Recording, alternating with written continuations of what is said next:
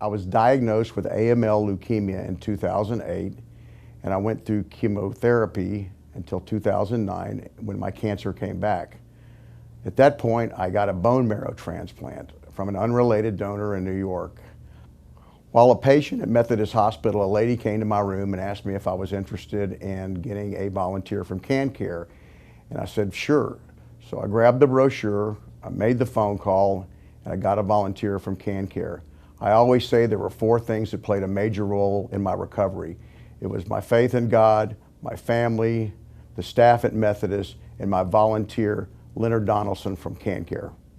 Leonard Donaldson and I are like family today. One of my favorite things about being a CanCare volunteer is I work as a volunteer at Methodist Hospital. I always say every time I put on that blue lab coat, it makes me feel like Superman. It empowers me. I love the way it makes me feel when I put that jacket on. Working as a volunteer at Methodist Hospital makes such a difference. The patients love to talk. And if there's anything you learn when you go through CanCare training, it's how to listen. When I was going through treatment at Methodist Hospital, I knew when I got through with all this that I wanted to do something that would make a difference. And CanCare helped me make a difference.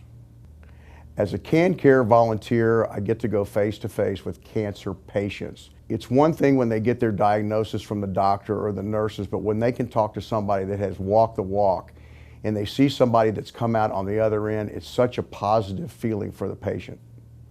My work as a CanCare volunteer has been very, very satisfying, but the most important thing that I've done is become a volunteer at Methodist Hospital.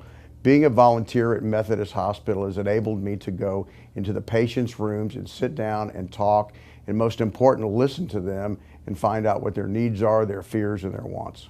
I encourage you to become a CanCare volunteer, and more importantly, a CanCare volunteer in a hospital.